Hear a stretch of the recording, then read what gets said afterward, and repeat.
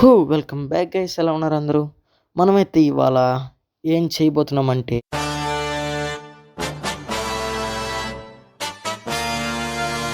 అమ్మ అయ్యో hi hello ఏంటి ముక్కు మామిడికి ఎలా పెట్టావు? చెప్పు, ఏమైంది? ఏం జరిగింది దేవసేన? వెళ్ళి అలుగుతావు.